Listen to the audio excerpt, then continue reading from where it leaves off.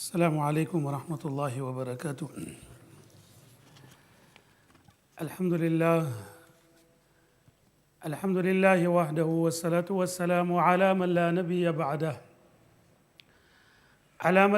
بعده ولا أمة بعد أمته ولا كتاب بعد كتابه ولا شريعة بعد شريعته.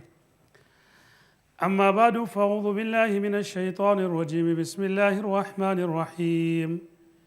إنه لا ييأس من روح الله إلا القوم الكافرون. وقال تعالى: واستقم كما أمرت. صدق الله العظيم. My dear respected ulama, elders and brothers, we begin by praising Almighty Allah Azza wa Jal, that Allah subhanahu wa ta'ala has given us the opportunity of gathering in the house of Almighty Allah subhanahu wa ta'ala to speak about the commands of Allah subhanahu wa ta'ala, to listen about our beloved Nabi Kareem sallallahu alayhi wa sallam. May Allah subhanahu wa ta'ala accept our gathering, Allah ta'ala accept our coming together. May Allah subhanahu wa ta'ala make it a means of the forgiveness and the concealment of our transgressions. And may Allah subhanahu wa ta'ala make it the means of us practicing upon the deen of Almighty Allah subhanahu wa ta'ala in the future. Salutations and blessings be upon the best of Allah ta'ala's creation, our beloved Nabi Kareem sallallahu alayhi wa sallam. I had been initially asked to speak about a topic in the midst of moral decay, although Moulana had made mention that he's going to be speaking about hijrat. In many ways, I think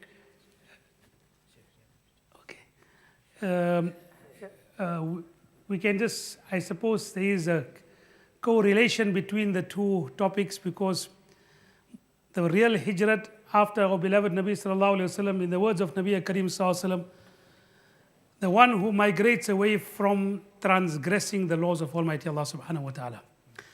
But of course, let us start off by saying, when we keep in mind the aspect of moral decay, I don't like to go much into details about the moral decay that is prevalent in the world today. Allah Ta'ala says in the Quran, "La tattabi'u khutuwati shaitan."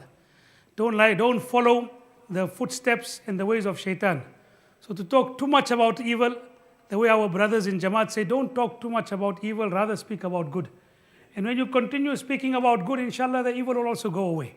But I suppose we all are aware, I don't think we need to elaborate much on the type of decay, the type of guna and transgression, the type of sins that seems to have enveloped the world. And we are living in a global village today. So basically, wherever Muslims or wherever humanity gathers, the type of evils that are there seem to be common in all countries. So we find that today, authority, governments, politics is not based on principles. That is gone out of the window. Today, governments, authorities, politics is based on interest. In what lies my vital interest? Irrespective of the moral principles that are behind that no more seems to feature in the decisions that are made by governments of the world. When we look at the world today, we see how the poor are becoming more poorer. It is sometimes worthy to go and see how people are living in the poorer areas of the world. To go and see, while the wealthy are becoming more wealthier, seem to be basking in whole different types of luxuries and comforts, how people in many parts of the world live surrounded by waste, surrounded by not even having clean water, surrounded by situations and by stagnant water, which gives rise to a whole host of illness. On the other hand, with regard to our situation, something similar in the United Kingdom and South Africa, our young people would say that when we go out in the open, there is so many temptations with regard to guna and sin. Everywhere you turn is only aspects of sin. We normally tell people that, that look down. Some will say, if you look down, is also fitna today. You look up is fitna all the time. You look down also is fitna. Then promiscuity in its various forms and guises seems to have gained ascendancy to the extent that people feel that we cannot stay away from it. And promiscuity seems to be so prevalent that seems to be more in vogue, more in fashion, more spoken about, more practice than chastity. Normally, in an ideal society, we find that morality and goodness normally would have been the standard. Transgression and immorality was the exception. May Allah Ta'ala forbid, today it has become the exact opposite. We find today that immorality, promiscuity seems to be the norm, chastity and morality and modesty seems to be the exception. Allah Ta'ala forbid. But that is the reality. I can go on making mention with regard to some of the aspects of moral decay. What do we do? What do people do in such a situation? Do you lift up your hands and throw up your hands in the air and say, well, let in Rome do what the Romans do? So let us also follow the tide. Let us also get involved in what other people are doing, irrespective of whether it is right or wrong, whether it is correct or not correct. Obviously, as a Muslim, we cannot adopt that particular stance. We cannot take that particular view. We have a moral code which we have to abide to. The way my colleague Moulana Yunusab has very beautifully said about the seerah is as applicable today in the 21st century the way it was applicable in the 5th century, and it still remains a basis of civilized success, whether it be at that particular time or in this particular generation. But let us look at this argument. Is it correct for us to say that in the midst of this moral decay, we can't practice upon the deen of Almighty Allah subhanahu wa ta'ala? Is it correct for us to say that? The first aspect, let me give you certain, and I will enumerate my points to be able to, for us to get an understanding.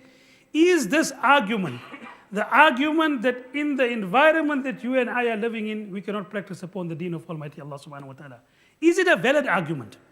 The first point with regard to this is for us never to be overcome by despondency. Brothers, it is amazing that today management books tells you that you must always be positive. But we seem to gain the aspect of being positive from management gurus. We don't go and see what the Sharia has told us with regard to staying away from despondency and negativity.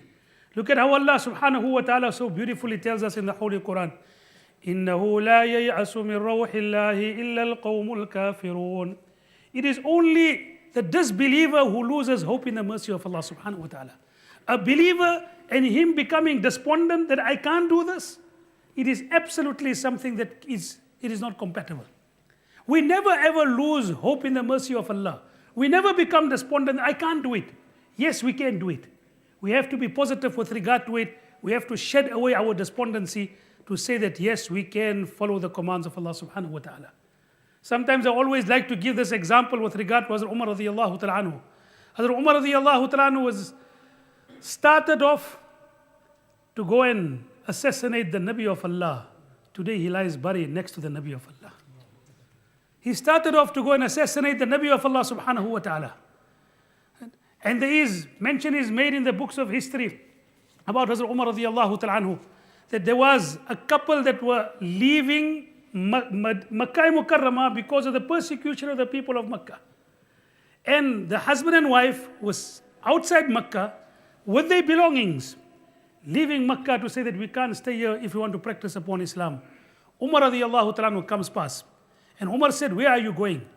So because of the anger of leaving their hometown, because of the persecution of the people of Makkah and not allowing them to practice upon the deen, the wife started saying, because the husband had gone for some work, they were keeping their belongings there, the husband had gone inside Makkah, and she said, oh Umar, you people have made it difficult for us to stay here and practice upon our deen. We are leaving Makkah Mukarramah. So Umar radiyallahu ta'ala said that may Allah have mercy and may Allah protect you. So when the husband comes back, the wife said, do you know what actually happened today? He said, what happened? He said, Umar came past and I told him we are leaving because of the persecution of the people of Makkah. And he said, Allah protect you. First time something positive that has come out of the mouth of Umar, known for his hostility against Islam and the Muslims. I feel he is becoming soft towards Islam. Do you know that this particular aspect is in Badaya, it is in Al-Bidayah wa Nihaya, is made mention that the husband turns around and tells the wife, the donkey of Khattab can accept Islam, the son of Khattab can't accept Islam. Perhaps the donkey of Khattab can accept Islam, the son of Khattab can't accept Islam. And within a week after that, our ulama tell us, Umar radiallahu ta'ala comes as a slave in the company of our beloved Nabi Kareem sallallahu alaihi wasallam, and he changes his situation. Brothers, that can happen in such a revolutionary type of change. How can we then lose hope with regard to saying that we are despondent, we can't follow the commands of Almighty Allah subhanahu wa ta'ala? To be positive, every cloud has a silver lining. You must always look at the positive ways. Nabi sallallahu alaihi wasallam has said, "Tafa'al al-khair tajidhu." Look for something positive to be, you will find it. Hazrat Moulana Zulfikar Sahib, one of our great ulama, makes mention in one of his lectures, Muthbat and Manfi Soch, negative and positive thinking. And he makes mention of a very beautiful incident. He says that when Dawood alayhi salatu wasalam first saw Jalut, and of course it is known in biblical terms as David and Goliath. So he said that when Dawood alayhi salatu wasalam saw Jalut, his great appearance, known for his ferocity, for being very ferocious in terms of his strength. So the people who were around Dawood said, how are you going to fight with such a person? Look at his strength, look at his appearance, look at his physique. So Dawood alayhi salatu wasalam did not become negative. He said, people said he is so big, how are you going to fight with him? So Dawood alayhi salatu wasalam took a stone, put it in the caterpillar and said, he is so big, how am I going to miss him? How am I going to miss him? So look at that particular aspect. First of all, we never become despondent, saying that we can't do it. Young people, yes, we can follow the commands of Allah, irrespective of the environment. There are many examples with regard to it. Let me speak one aspect of humor. Moulana spoke about the lion, etc. So they said that once there was, it's complete humor. Now don't go and ask me for the reference with regard to this, right? So the lions, there was a nikah amongst the lions. So one mouse was going past and he was running. Someone said, where are you going? He said, I'm going to attend the nikah. There's a nikah amongst the lions today. He said, you are a mouse? You are a mouse, where are you going to attend the nikah of a lion? He said, no, reality, I was also a lion before I got married. So nevertheless, this was some aspect of humor. The first thing, my dear respected brothers, never lose hope. The second thing is, irrespective of the environment, we have to do that which is correct irrespective. You can't say the environment is there, therefore I have got some sort of justification in doing wrong. After all, Allah subhanahu wa ta'ala has given us a moral code, a code of conduct to live by. That particular code of conduct has to be adhered to irrespective. We have to do that which is correct no matter what the situation is. Ittaqillahi haythuma kuntum. Haythuma kunt. Nabi Kareem sallallahu alaihi wasallam said, fear Allah subhanahu wa ta'ala wherever you are. And maybe you can say, whatever time you are, you have to fear Allah subhanahu wa ta'ala. Brothers, the greater the fear of Almighty Allah, the greater we will be able to stay away from Allah subhanahu wa ta'ala's prohibitions. Umar radiallahu ta'ala one day went out and he was outside Makkah Mukarramah when he saw a shepherd. And he was hungry and he needed something. So he went to the shepherd and said, that why don't you give me a sheep? He said, I'm not the owner of it, I got no right to give it to you. So Umar radiallahu ta'ala to test him said, give me the sheep, I will benefit, I will give you something, you will benefit. Obviously you can go and tell your master that in the wide expanse of the desert, the sheep got lost. And it is not such an uncommon occurrence, it happens on a regular basis. And you will be able to explain yourself without any difficulty. So the shepherd turned down and said, and he lifted up his hands towards heaven and said, Fa'in Allah. Where is Allah Ta'ala in this whole equation? Does Allah Ta'ala not know with regard to what we are doing? So this particular aspect we have to do right, irrespective of the environment that we are living in. Even if the environment is not conducive, we still have to do that which is correct. It is very beautifully said with regard to a very famous saying in English that the coward asks the question, is it safe to do so? The one who wants to be expedient, politically expedient, And today we are living in a time that you have to be politically expedient, unfortunately.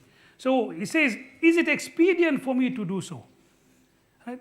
The person who is vain asks the question, is it popular for me to do so? And a time has to come when you do something, not because you fear it, not because it is politically expedient, not because you are doing it to be popular. You do it because it is morally correct to do so. So the second aspect is you do right irrespective of the age and the environment that you are living in. The third answer to this particular question, is it correct for us to use the environment that is not conducive towards righteousness as an excuse for us to stay away from doing right? The third aspect is, the third answer to that is, brothers, Allah subhanahu wa ta'ala has given us a deen which is not limited by time. Allah ta'ala has not given us a deen that is say that it is only relevant or it is only applicable till this particular year. I don't recall any ayat of the Holy Quran telling us that when the year 1434 comes or 1400 comes, then the deen of Almighty Allah subhanahu wa ta'ala that was revealed upon the Sahaba Ikram is no more applicable. I don't recall reading any ayat of that. Do you recall reading any ayat of that? And we cannot use that particular example because the Quran is as applicable. The laws of Almighty Allah subhanahu wa ta'ala are as applicable in the first century the way it is in the 21st century.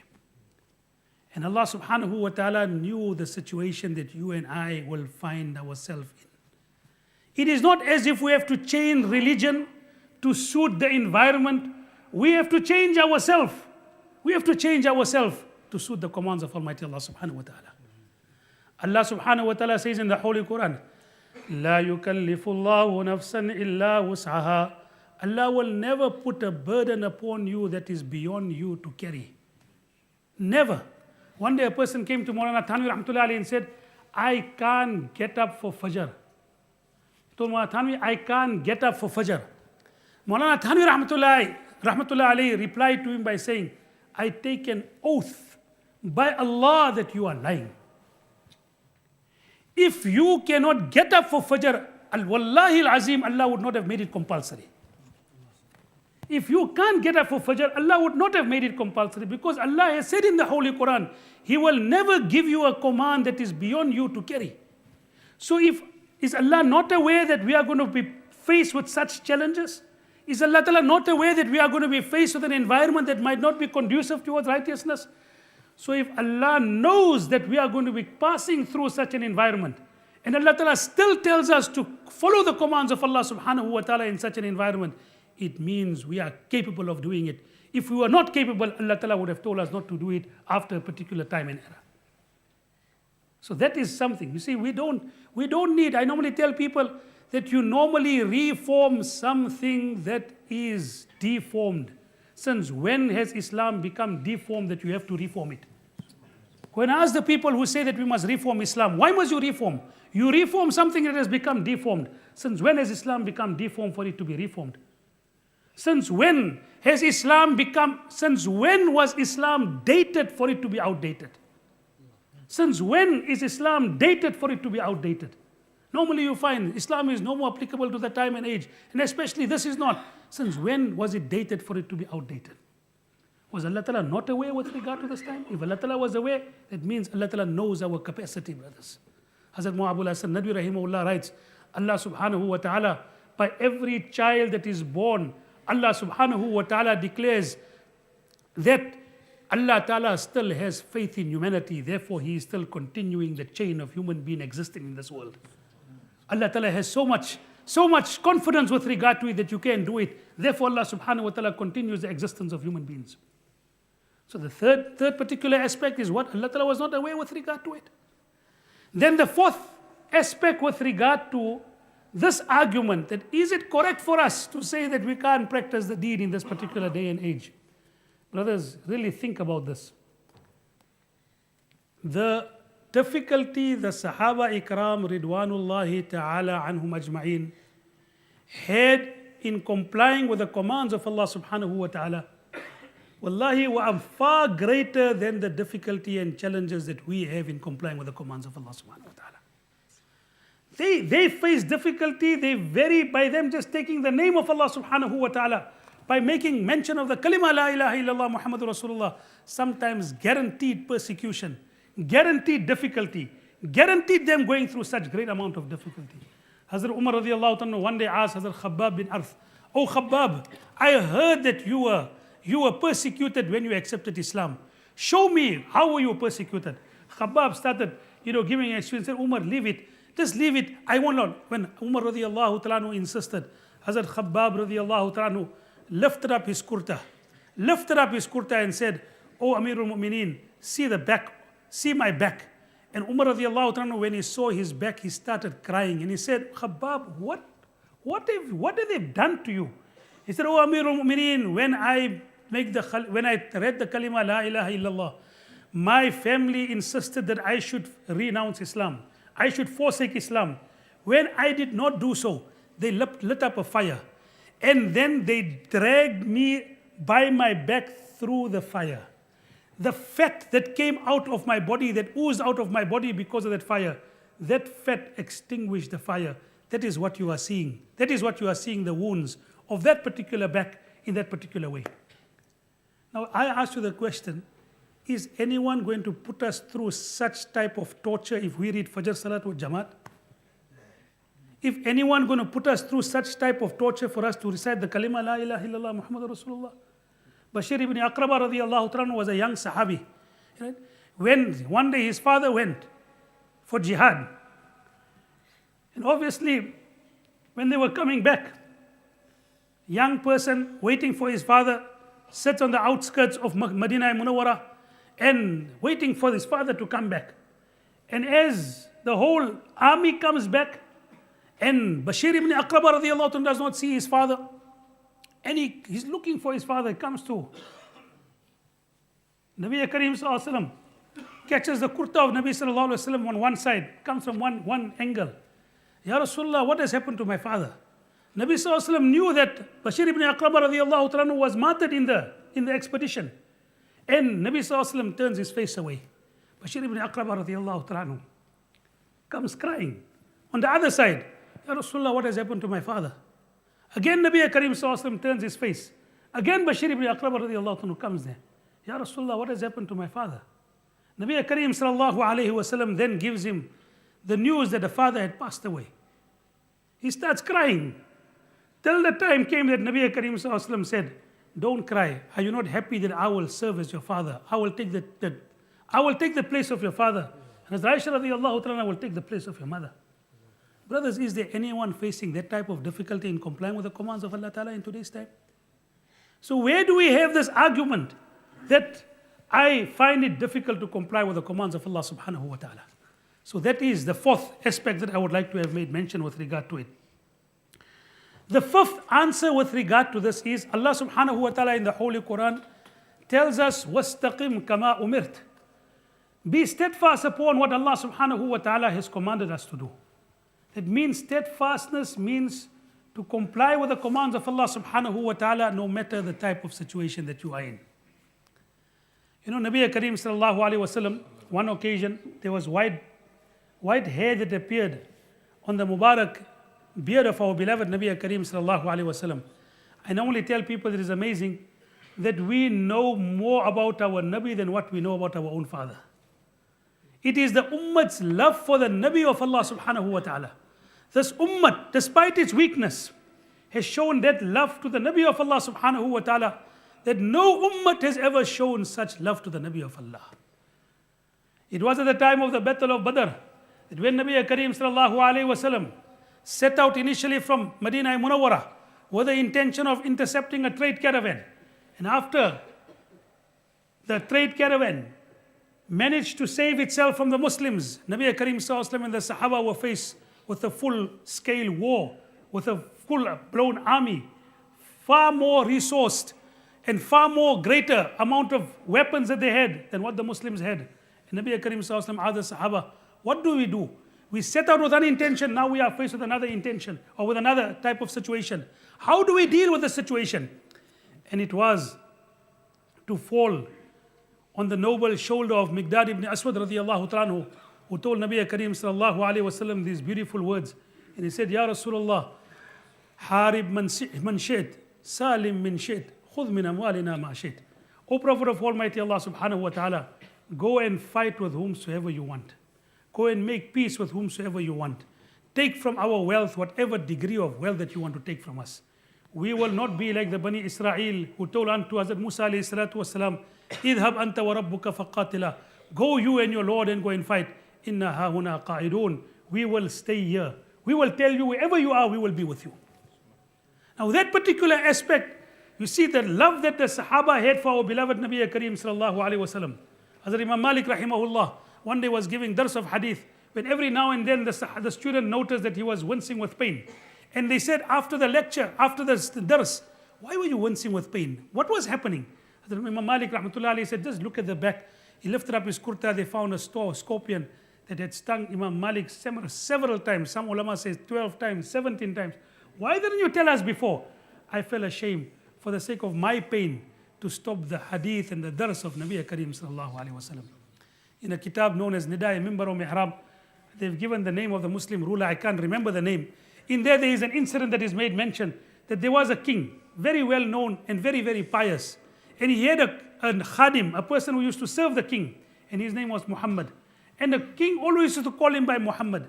One day the king did not call him by his name, called him by another name, said Tajuddin.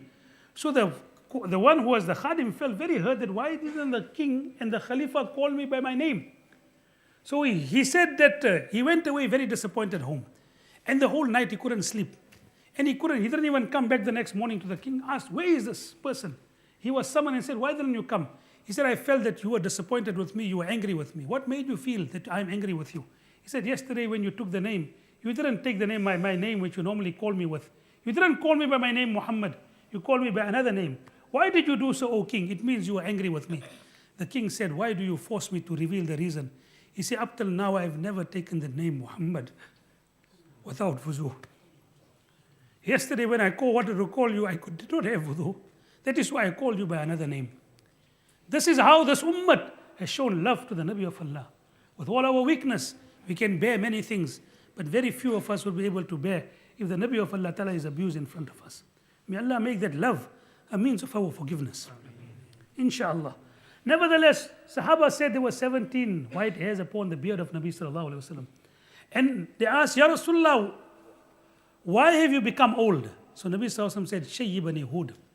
Surah Hud has made me old. Our ulama went through Surah Hud and said, what is the ayat that perhaps Nabi sallallahu alaihi wasallam is referring to, that said that because of this I have become old?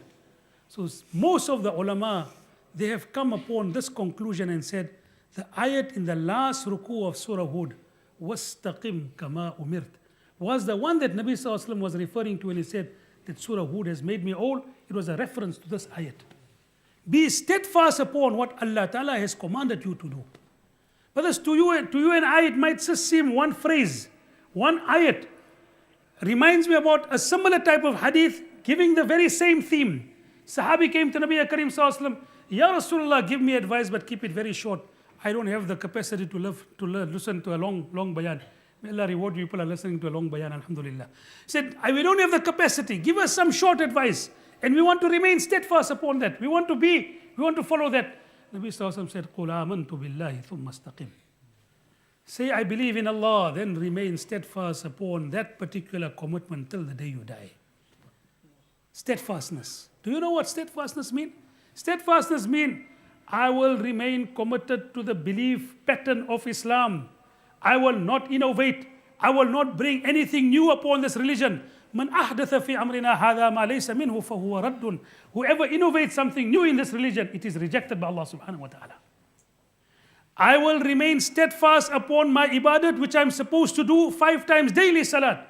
No matter how hectic a life I might think I am leading, I still have to perform my 5 times daily salat, irrespective of my hectic schedule. I will remain away from interest in my business, no matter how widespread, and no matter how common, and no matter how many times we are told that you cannot do business today without interest. I will remain steadfast by staying away from interest, because that is what steadfastness requires, and that is what we are supposed to do. As a young person, I will stay away from relationship with the opposite gender till I do not get married, irrespective of how common it becomes amongst my peers and amongst my friends. Now do you realize why Nabi Karim Sallallahu Alaihi Wasallam said, قُلْ آمَنْتُ بِاللَّهِ ثُمَّ اسْتَقِمْ. I believe in Allah subhanahu wa ta'ala, and then I will remain steadfast upon that commitment till the day I die. And brothers, according to that particular steadfastness, Allah Ta'ala will reward you also. Right? So that is the fourth thing I've made mention.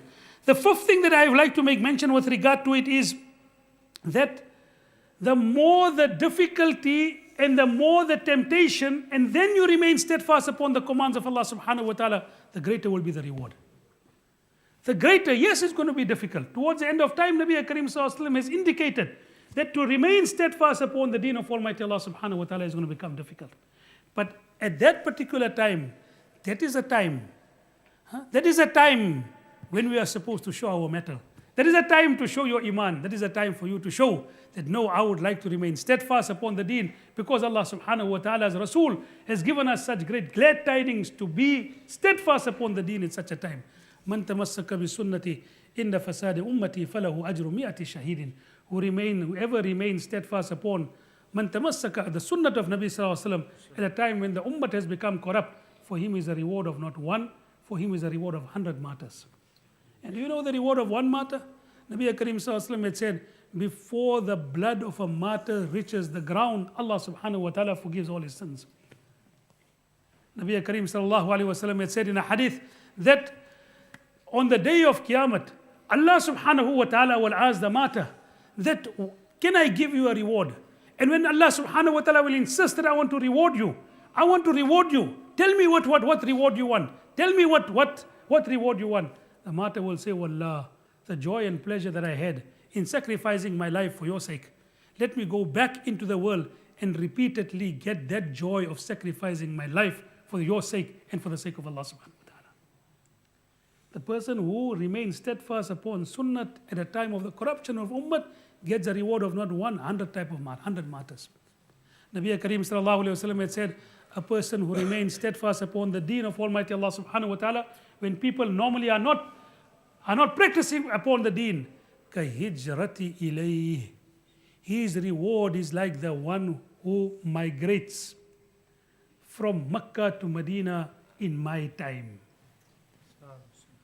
Kahijrati ilayh. His reward is like the one who migrates from Mecca to Medina while in my time. So this is, for us to use these type of arguments, my dear respected brothers, is something that we need to be very, very careful about. There is no justification. One can go on making mention with regard to many things. And steadfastness is not short burst of enthusiasm. Steadfastness remains that you must be committed at all times and be consistent with regard to what you are doing. Short burst of enthusiasm does not constitute steadfastness. So once a while you come and you know the way we say that you tear the musalla, and afterwards you go and sleep for 6 months. That is not steadfastness. Today we are living in an age where we want everything instant. Everything must be done instant. I was telling the brothers yesterday, today we are living in such a technologically advanced society that one day maybe the youngster will actually phone the pizza parlor and said, I want a pizza, can't you send it by attachment? Maybe we'll find that particular situation also happening. But that's how we are living. But I normally tell people, is one very humorous incident I like to make mention of, speaks about my supposed background. I come from South Africa, and I used to live in a very small town. They used to call it, in South African language, they call it a plus. Plus means, you come from a packed town, you come from a place you don't know about the urban things. You do not know what's happening in the world today. You come from a village. So many times I grew up in a very small town known as Wombats. So they say a person who came from a village one day came to the town. He came to the city.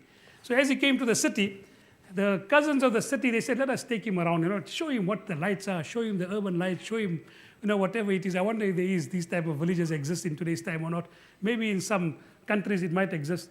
In the urbanized countries, in the way, we might not see it. But this particular villager came into the city, so his cousins are taking him around and they took him to the shopping mall. First of all, he never saw such a big shopping mall. in his life, never saw such a big shop. But as he's going past, he came past one of the aisles, and when he came past one of the aisles, he saw milk powder.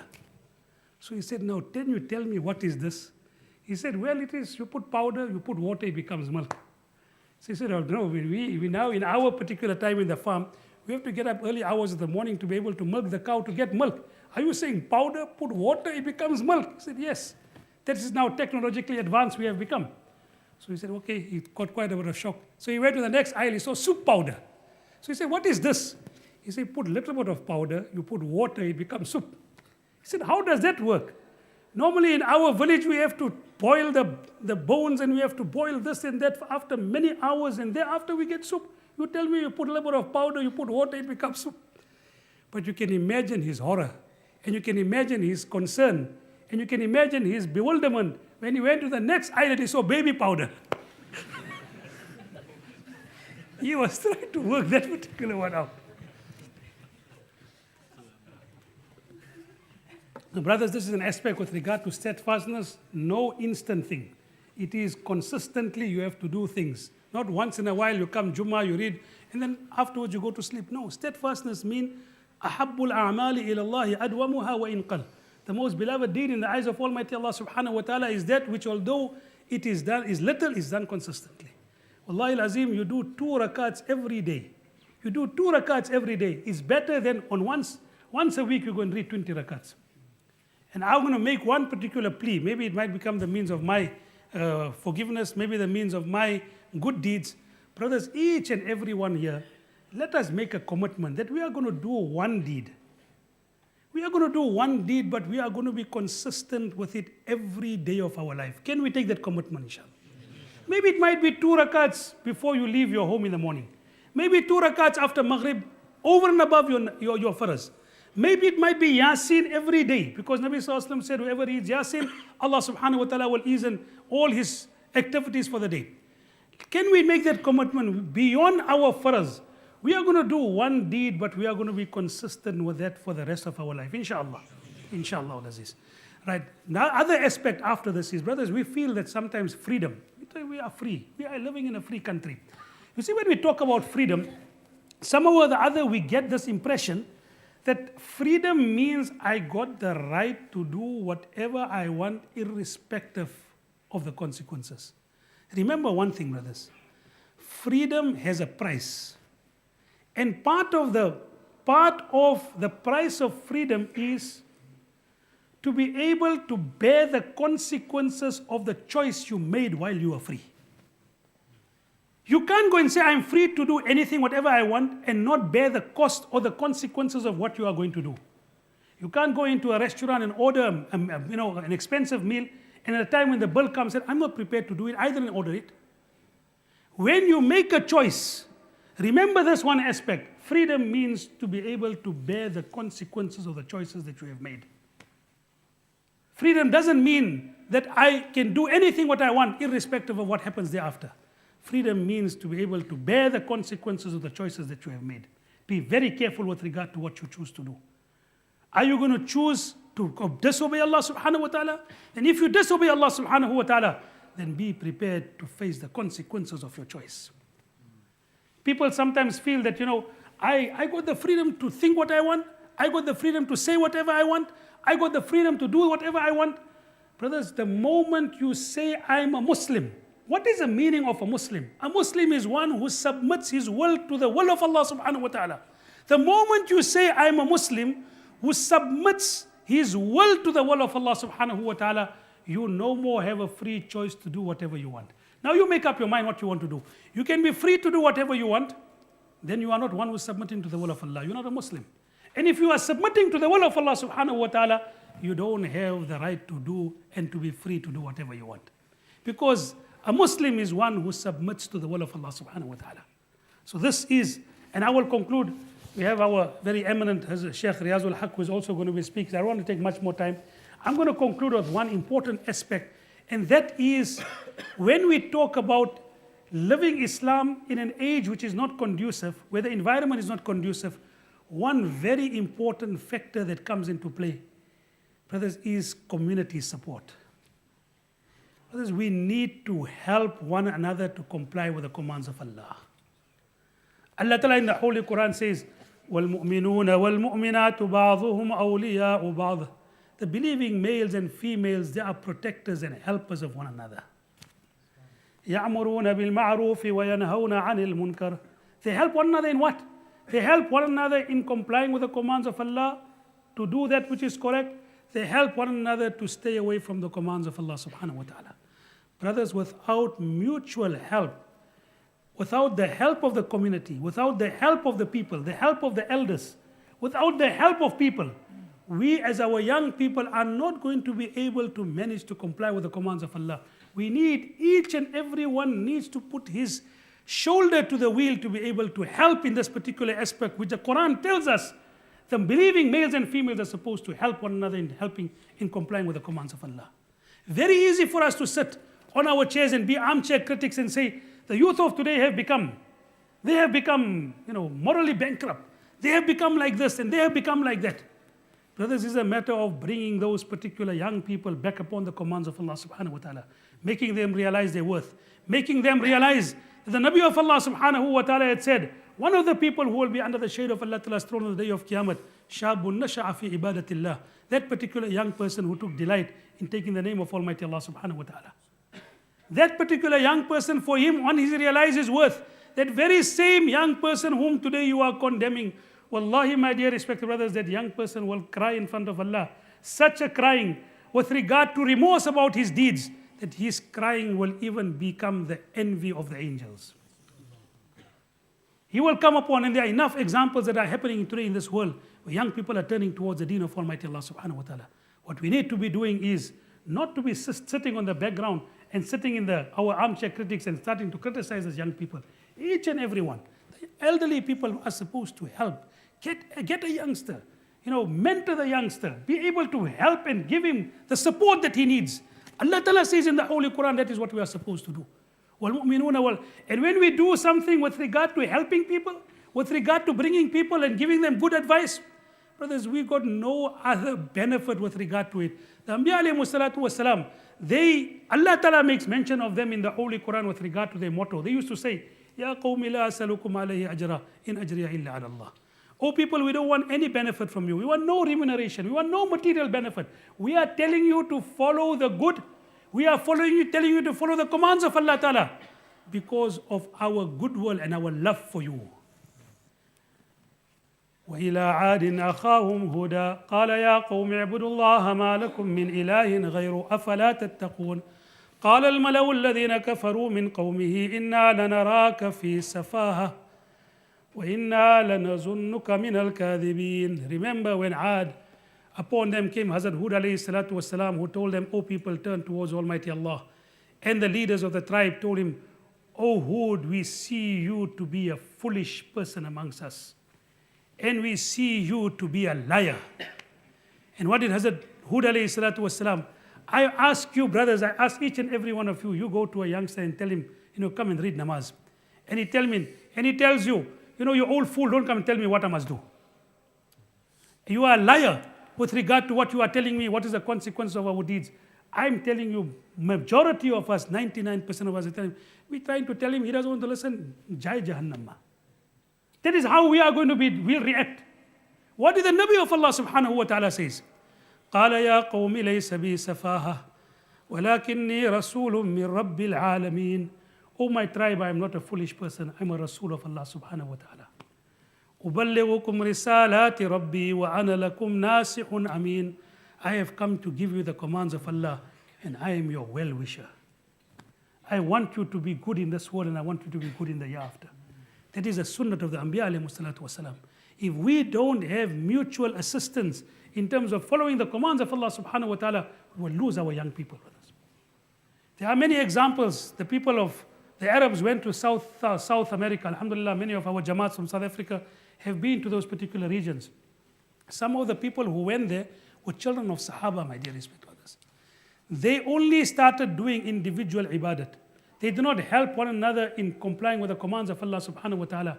A time came when their own children did not know the name of Allah subhanahu wa ta'ala. They had forgotten the kalima. May Allah subhanahu wa ta'ala reward many of our young ulama who have now taken upon themselves to go and settle in those particular lands to be able to revive the iman of people who have been there previously. In Australia, I myself saw a masjid in Perth, established in 1905.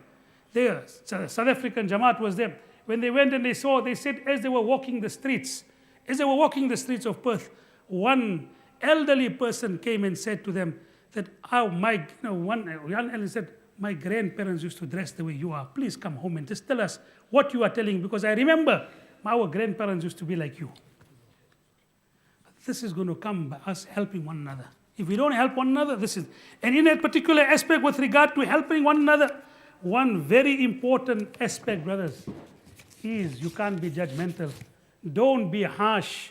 Allah Ta'ala in the Holy Quran says, فَبِمَا رَحْمَةٍ مِّنَ اللَّهِ لِنْتَ لَهُمْ وَلَوْ كُنْتَ فَظًّا غَلِيظَ الْقَلْبِ لَنْ فَضُّوا مِنْ حَوْلِكَ. It is a rahmat of Allah, the Nabi of Allah had sabr upon you. The Nabi of Allah was lenient upon you. He was gentle, he was compassionate. If the Nabi of Allah would have been harsh, the people would not have gathered around the Nabi of Allah. The Sahaba would not have had the love for Nabi Karim Sallallahu Alaihi Wasallam if Nabi Sallallahu Alaihi Wasallam was harsh. Moulana Tariq Jamil is one of our great muqarris of our time. May Allah subhanahu wa ta'ala keep him alive for a very long period of time over us. So he said one day he was traveling and he saw a notice behind a bus. He said it was such a beautiful notice. He said, Dil baraya farokht, heart for sale. Heart for sale. The price of it, one kind and compassionate sentence. Heart for sale. How are you going to win people's heart? You're not going to win people's heart through the means of, harshness, through the means of kindness and compassion. Adi bin Hatim was a son of Hatim Tai. Hatim Tai was a person who was known for his generosity. And when Adi bin Hatim, from his son came to Medina Munawwara, initially when Nabi Karim Sallallahu Alaihi Wasallam gave the call towards Islam, Adi bin Hatim, out of hostility, not wanting to accept Islam, fled to Syria. And then through the means of other of his family members, they said, come and see Nabi Karim Sallallahu Alaihi Wasallam.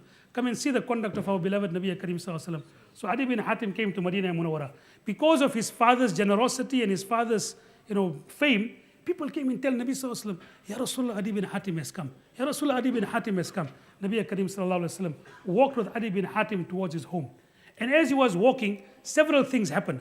One person came to Nabi Karim Sallallahu Alaihi Wasallam and he came to complain and said, Ya Rasulullah, we travel from place to place with regard to our business, but the roads are not safe.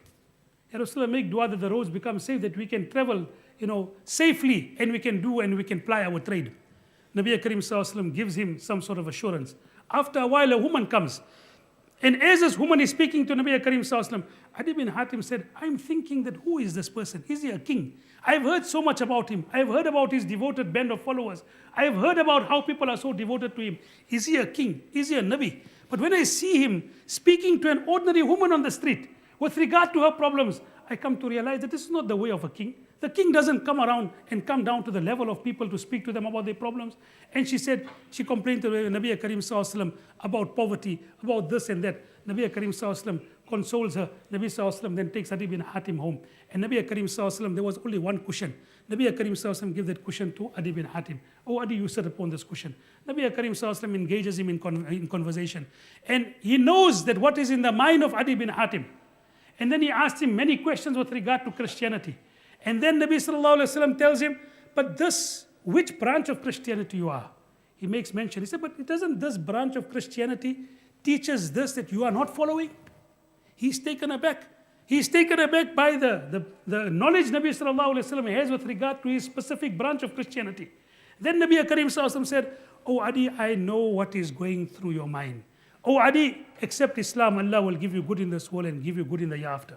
So Adi bin Hatim started being reluctant. So then he said, Adi, I know what is going through your mind. He said that what is going through your mind is that he is inviting me to Islam, that Islam will give prosperity in this world and the year after, but the roads are also not safe. Someone has just complained with regard to the roads not being safe. And Adi, you are thinking that the woman had complained about poverty, that the Nabi of Allah is telling me to become a Muslim, you will be prosperous when his own followers are not prosperous. Oh Adi, listen very carefully. Adi, listen very carefully. A time will come when a Muslim woman will travel from Mecca to Iraq and no one will lift a finger to harm her. And oh Adi, a time will come when the treasures of the Roman and Persian Empire will flood into Medina Munawwara. And Adi bin Hatim then accepted Islam, and he used to say a very amazing thing. He used to say, I saw the two predictions of Nabi Karim Sallallahu Alaihi Wasallam coming through in front of my eyes. I saw the safety that came in the wake of Islam. I saw the prosperity that came upon the Muslims. After the Muslims, Allah Ta'ala granted them victory. He said, now I'm waiting for the third prediction. When Nabi Karim Sallallahu Alaihi Wasallam said, oh Adi, accept Islam, Allah will give you good in this world, Allah will give you good in the year after. I'm waiting for that good in the year after also. Nabi Karim Sallallahu Alaihi Wasallam warn him over with his good akhlaq and conduct. May Allah give another tawfiq of understanding and making amal. Wa akhiru da'wana alhamdulillahi.